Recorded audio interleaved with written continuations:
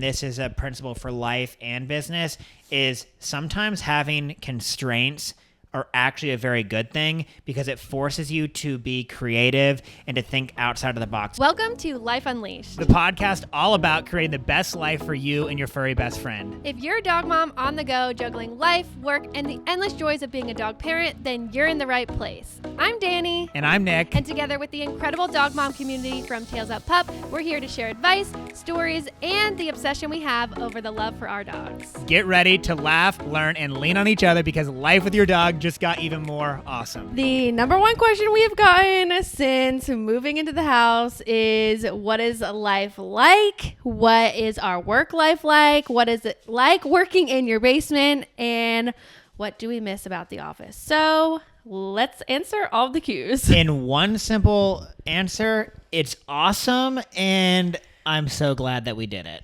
Which is so funny because if you have watched our whole trajectory of life, we were like, we couldn't wait to get out of our basement and have the office. But it was one of those things that once you had it, it wasn't what we thought it was. But honestly, like, I don't know, just so much change. Like, it was great for a time. But then now, just like the period we're in now, it's great. There are so many things I feel like in life that you need to experience it to kind of like, I guess, know the full picture of something. Like some people, like they really want, and I think we did this. I mean, I know we did this, and I think we needed to do this.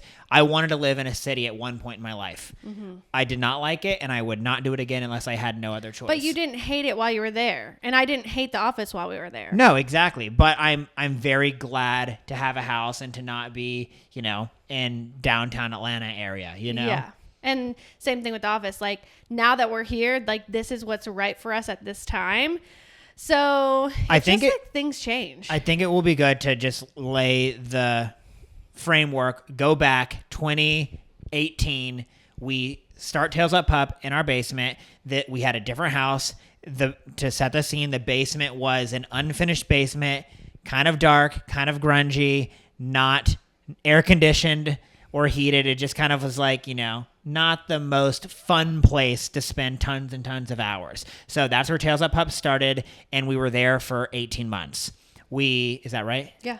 Then we said, all right, we want to hire people. We want to get an office space. So we went and looked, and we found the perfect office 5 minutes from our house. And that is, if you've been following along, where you saw so much of, Tails Up Pup's growth and all the stories and all the stuff. You saw that office, and that's where we went. We actually ended up getting a second office space right there next to it, and that's when we, kind of were the biggest and most expanded company at that time.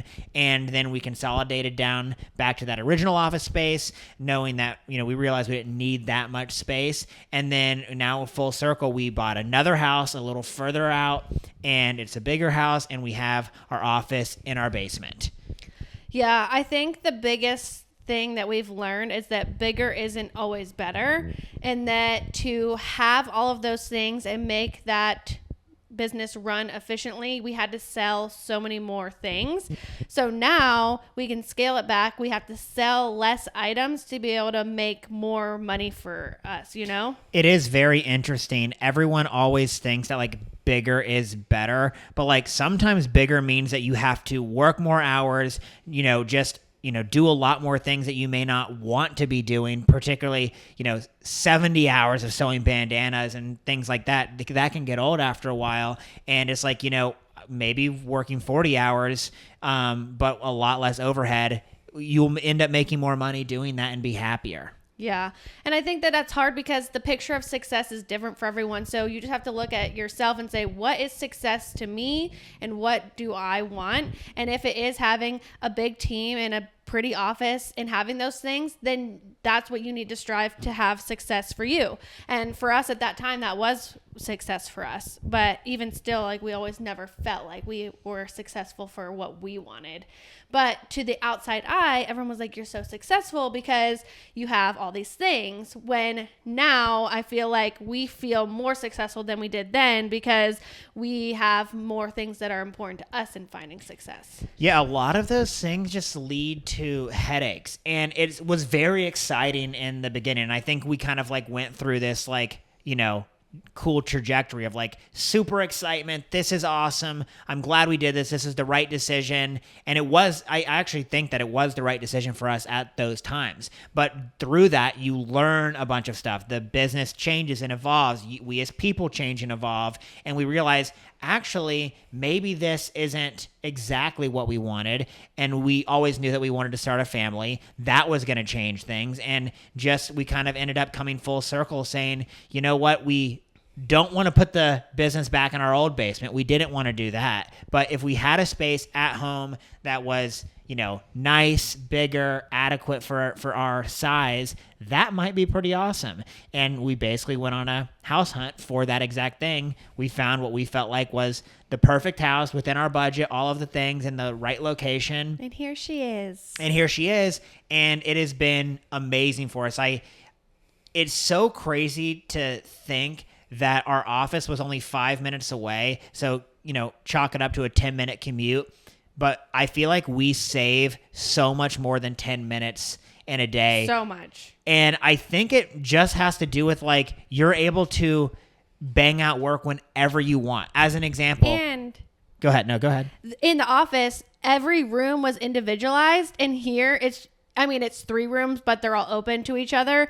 There was so much wasted time even going in and out of all these little rooms, where now the flow just makes more sense and you're having to move less steps and less corners than in the big office. Yeah, and those are sometimes things that you just have to learn. Like, for an example, so we had our original office space and we got that second office space because we were like, we need more space. We're growing fast enough. We need more space. And it really felt like at the time that we really did. So we, put all of the embroidery over there. We put all our cutting stuff over there, and we made that work for a while. And then when we were basically asked, like, are we going to re-sign this lease? We're like, okay, let's think about it. Are we really utilizing both of our spaces to the best of our ability? And what we realized was, honestly, if we think about it and we rearrange some stuff, we probably could fit all that stuff into that single office space. And that's a no-brainer if, isn't going to cut down on any of your production or anything like that. Well, another thing too is we had so many things, like so much inventory. And so when we had 2 spaces, we had so much inventory, and a lot of the rent we were paying was for this boxes of stuff to have somewhere to live. So we ended up moving some stuff into our basement of our house because we were like, okay, off-season storage or these items that are overflow can live in our house rather than have to pay for rent for somewhere for them to be. Yeah, and rent at, office complex is way more than just, it basically costs us no additional money to store it at our house. Yeah. When we moved from our original basement into the office space, we were busting at the seams. The main reason we were moving was because we needed to hire help.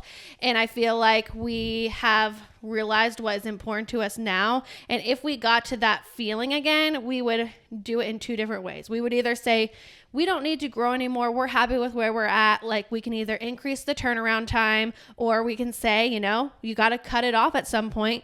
Or if we did want to continue growing in that way, we would outsource the help and hire seamstresses from their own house, or I don't know. Yeah, these are things that we didn't even really think were a possibility at the time, but over the course of business, we know people that have handmade businesses, and rather than have like employees come to an office, they have employees that are like at their own homes sewing on their own time. And that's probably easier to hire anyways, because a lot of people want to work from home these days, and we were requiring people to come to our office and be a part of our team, where now if they could be from their home, they might enjoy that better. Right. It could be a better work-life balance for them, and that's just an option that we didn't even really think about at the time. We're like, okay, well, we have to provide the sewing machine. We have to, have them come in and do it at our place, and that's the way that it has to be. But that doesn't always have to be that way. There are so many creative things that we've figured out just by trial and error over time. That was a big one. The thing that I miss most is also the thing that I don't miss most. Is that a feeling I can have? Yeah, no, I think it's valid. I miss most like the team atmosphere. Like, we had so much fun, and we all like would do dances and have jokes and like have a fun time. But also on the back end of being the boss, it was hard to be boss and friend, and it's really hard to manage multiple personalities and manage people. Like, Nick and I were not going into this like knowing or wanting to be managers of people, which is actually funny because some of the jobs that I interviewed for were manager positions, but I didn't understand what that entailed. Well, I actually think though that it's different when you're managing such a small group of people that like kind of are there. Not they weren't there to be our friends, and we weren't there for that, but it quickly became that based on the environment. And when you have like those lines blurred, it's harder to manage somebody that you're friends with. It's also very hard with social media being like the main thing of our business, because we were filming all these videos, and now, you know, the community was also playing into our friendships and who was a part of our team, and that really altered how things were in reality too. I feel like it just is really hard to have all of the good things. Like, everyone's gonna have disagreements or want something that they might not can have, or things like that. Or people just might get kind of angry at their boss, and the bosses were Dani and I. So if you're angry at your boss for whatever reason, and it's like, well, we have to get on social media now, that's not going to go over smoothly. Yeah. And girls just can get gossipy, and that's just how things are. And it's part of life, and you deal with it, you move through it. But those are parts that I don't miss of the parts that I miss. And that actually kind of learning that we didn't love managing a big team kind of came over time. Like, every single person left under their own, like, they wanted to leave. Yeah. And, you know, for all different reasons. Yeah, we were never like, we're shutting this down because we don't like this. Like, everything just happened on its own and in the best way possible. So I think that's why we're so, like, grateful, and we can look back and be like, oh yeah, we really liked this, and like, we might do this differently in the future. But like, overall, we don't have like any bad parts. Right, like when Vinny, Brittany, Connor, Keelan, you know, Lauren, all, like, everyone, you know, had their, you know, time where they said, you know, I want to move on. And a lot of times when that happened, it was at first like, oh, what are we going to do? But then as that happened and, you know, we learned from it, we're like, we can actually, you know, kind of change the business model a little bit, and this is getting better for us in a lot of ways. It doesn't seem like it would be that way, but it was. It was like, this is better. And I think we talked about this in a different podcast, but just maximizing what you have, and well, I mean, like, cross-training people is what I'm trying to get at. Like, yes, having someone who is only there to sew, you have to have enough for them to sew for 40 hours a week. And if there's not enough stuff for them to sew, you're now paying them to sit there and stare at a wall, or paying them to not be there. And right. So if they can't learn to do another job or to help your business in any other way, then either their hours have to be cut, you're going to pay them to not do anything, or X, Y, and Z. So I would say having someone who can do multiple things would be more useful. And I will agree with, like, I even though I said it is better that, like, everything kind of happened the way that it happened, I do still miss all that stuff. Like, if we could bring the crew back together, I think that would be so fun. We really did love that, and we all overall did get along so well, and it just was a great environment. There's pros and cons to all of that. Well, like I said, social media was such a big aspect. So a lot of people in the community are like, oh, do you still hang out with them? Or do you ever like do these things anymore? And it's like, at the end of the day, we were their boss. And so they probably wouldn't choose to hang out with us on their own time. And so that's just the reality of it. And like, Nick and I get that. We're not offended by that. But I think as someone who is viewing these videos where we were friends with people in the office, it's kind of like if you have a work friend. It's like, you know, you might hang out with them at work, but not choose to hang out with them outside. It was like that, but then like even to the more extreme, because we were their boss. Right.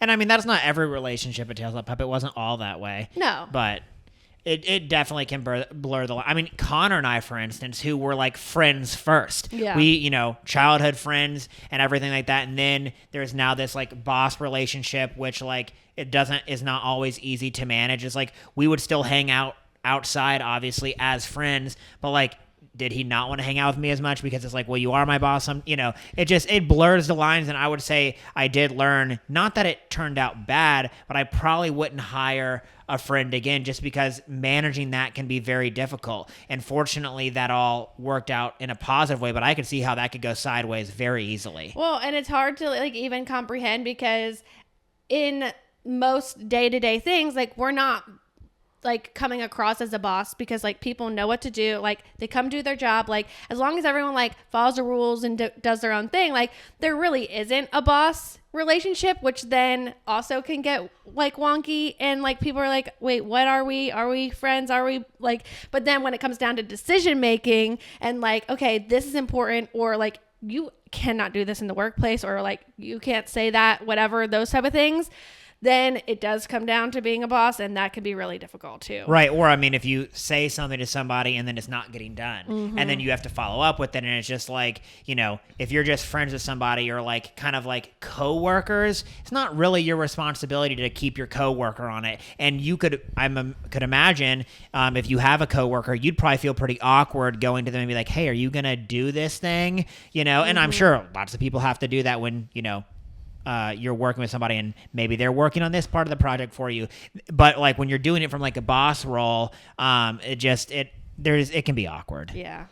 So those are some of the things like we miss. And let's talk about the positives of the house. Yeah. I mean, those are things that a lot of people ask though. So I'm glad that we went that road, but we kind of, went a little roundabout. So yes, the positive things of the house. Is that what you said? Yes. I love what you were saying, like being able to work when we want to work. And I especially see like with a baby coming that like when a baby's napping, I can just run downstairs, have the monitor on, and get some work done. And when they're awake, I can be upstairs and like playing with them. And my work-life balance is going to be so different than it is now. And I know that, but I think that it's going to be way better here than it could have been anywhere else. And that, I mean, even like without the kid being here, there are some times where it's like, you know what? I feel like I want to work out right now, and I'll work out. And I feel like I want to go to work from 7 to 8 o'clock at night. And at the other house, I would have to get in the car again and drive to work and just do all of that, and that is not like, it's a bigger barrier of entry to just go knock something out. Where here, even though some people might be like, I would hate doing that. Like, I want to feel like I'm off, when I'm at home.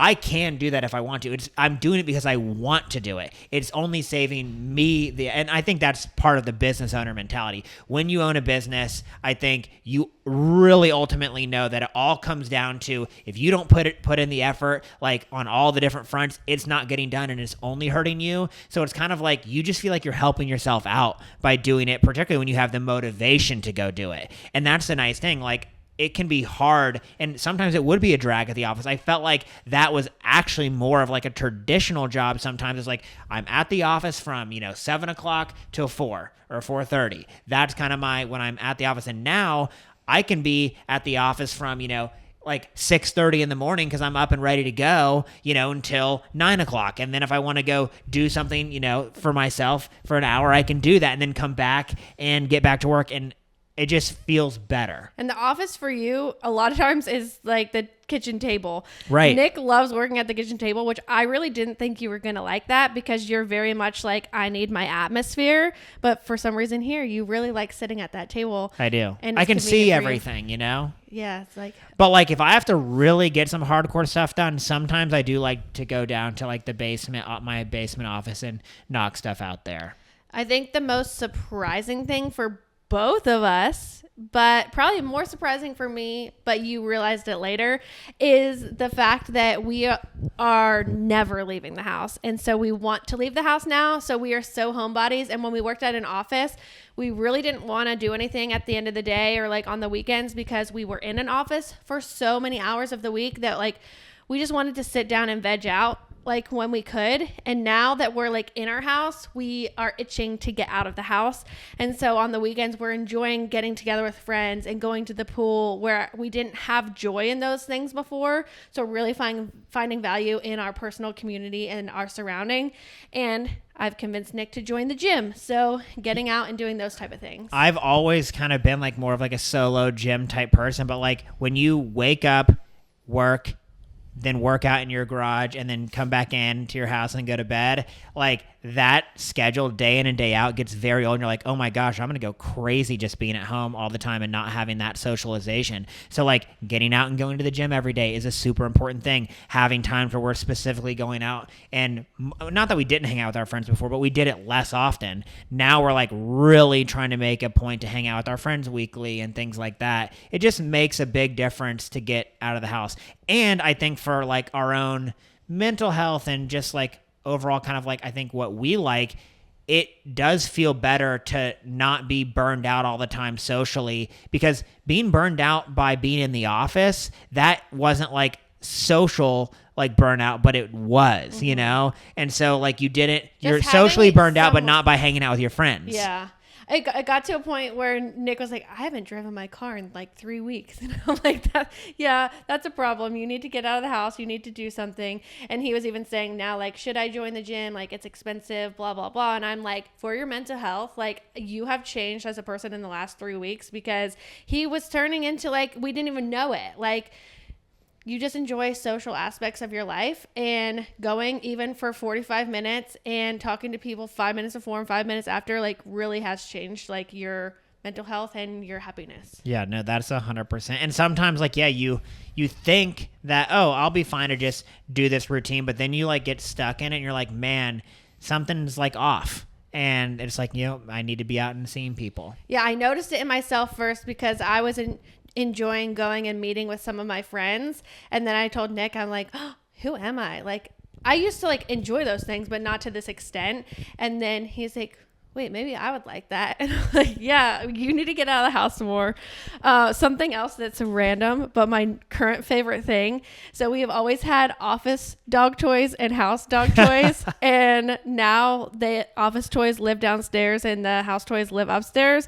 But we'll just be eating dinner and Holly will disappear and we'll hear her little tippy tappy toes go down the steps and she'll come up with one of the office toys. And it's so cute that she'll just like go get what she's thinking about and bring it back upstairs, and she can play with whatever she wants, whenever she wants. And now there are no office toys and house toys because she's interchanging them. I have two things. The first thing is it's definitely better for the dogs at the house here. We can You don't literally, think they need the social aspect? we still take them out and Yeah. take them places. It's a little too hot right now. Yeah, that right now not as much because it's very hot for them. But like we play fetch with them in the backyard, like in the middle of the day. Sometimes they just I think it's much better for them. Sometimes it seemed like they miss Dani. They do miss Dani. Yes, they do. Don't we all miss Dani? Yeah. Honestly, our mail lady Stacy now is amazing. But we just had built such a relationship with Dani over time. Yeah. So, but yeah, it's great for the dogs. I think they really enjoy it. Yeah. I said the second thing, I had a very hard time at the office, kind of like being a business owner or a boss, feeling like I had to be there first and last. And so You really had a problem with that. I did. Yeah. And so that isn't always the best, particularly when we still had other work that still needed to be done sometimes at night. So it's like you're just working so much all the time and you're really not taking care of yourself. Whereas like, everybody that was part of our team, they came in and they worked their hours, but more or less they're off when they're off. And so, I just was really piling it on top and making my life I wasn't always making the best decisions for me. Sometimes I'd be too tired to work out, like when I got home and things like that, because it's like, you know what? Now I will structure, like I'll work out from like 3:30 to 5 and I'll work after dinner. And I like that a lot of times. Something I don't like about being in the house. Did you know there's something? What? Have we said anything we didn't like? Well, not socializing. Oh, yeah. Carrying the packages up the stairs. I mostly do that. Yeah, but because I've pawned it off on you because Yeah. I don't like it. But we learned, at least for now it works, that we don't have to package all the subscription and carry the boxes upstairs. We'll package them all upstairs. So the room that we filmed this podcast in has all the subscription boxes and the things that go inside the boxes in here when that stuff arrives. This is a multi-purpose room. Podcast filming, Yeah, but packaging. when this is the playroom, then what? Who knows? Have to buy a new house. No, we'll make it work. I think probably what we would do is like when those toys and treats come, like those boxes would have to go downstairs and then they would move back up and then they could be packaged in here for like a day or two rather than being up here for like 10 days. I mean, we can always package them in like that kitchenette area and I can just carry them up from there when they're done. Yeah, it's annoying though. Huh? They're heavy, bulky, Yeah. big, stairs. It's not that many trips. Yeah, well, quit your gym membership and just carry the subscription boxes up and down the stairs.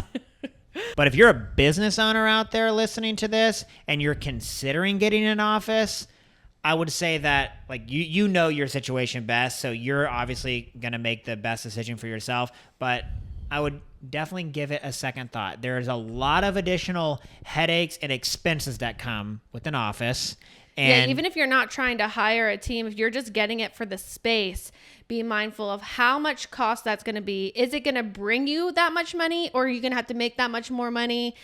And, how are you going to pay for that space when expanding? And we had to buy a bigger house to have this, have Tails Up Pup be in our basement. But sometimes financially, that may be a better decision because you're putting money towards equity versus just giving, a rent payment. You basically can be paying, your rent partially with your business doing it that way. I know that so many small business owners follow us and have followed our journey and look up to us, and they'll tell me your goals, or I hope to be like you one day.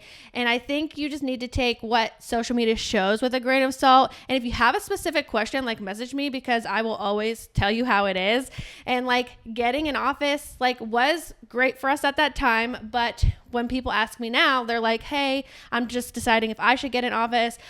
Most of the time I will say the things we just said. You have to think about the pros and the cons, what's the purpose? How are you going to pay for it? All those things that will lead to it being the right decision for you or not. Because for some people it is still the right decision. Just because it isn't the right for us right now doesn't mean it's not the right for you.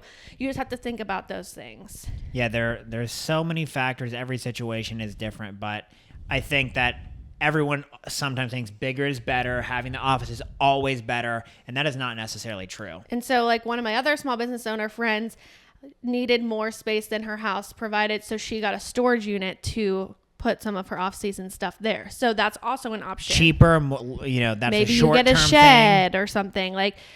Think about what your options are, because those things are a lot of times cheaper. And if you're getting a warehouse or an office space, depending if it's retail front or those type of things, it can be really expensive. So if you're not planning to open a store and you're just using it to fulfill online orders, it might not be beneficial to you, especially while you're small. But if you're really big and thriving, you might need it. One thing that I've definitely learned, and this is a principle for life and business, is sometimes having constraints are actually a very good thing, because it forces you to be creative and to think outside of the box. If you, put these constraints on yourself and say, all right, these are my parameters and I have to come up with a solution in these, and, just getting an office space or whatever, that's not an option. How can I make it work within these constraints? You'll be surprised if you think on those issues for a while, or whatever that issue might be. You're going to come up with some creative solutions, some things that you might not have thought of before. As an example, we now know, in our house, if we were to grow, rather than hiring a seamstress coming to our house or to an office space, maybe we'd be able to find one that wanted to work from home. And same thing with storage. We found those bins that stack all the way up the wall. So utilize space that might have been wasted. Yeah, and that was so crazy. Even just in how you can arrange those bins within a room. We had those bins taking up 2 rooms at our old office, and we figured out with a different configuration, we could fit them all into one room. Yeah, so there's lots of options. So just be mindful, think about all your options before you make a decision. Well, Dani, is there anything else that you wanted to say about office life to home life and how we've been enjoying it? No. But if you have any questions, never hesitate to send them our way. We are happy to share our journey, our input. And if you're just curious or looking for advice for yourself, we're here to chat. And if you have any other podcast topic ideas, a lot of these have come from you guys. So we, want to talk about what you guys want to hear. Thank you guys so much. Don't forget to thumbs up or rate this a 5-star on Apple. And we'll see you guys next time. Bye.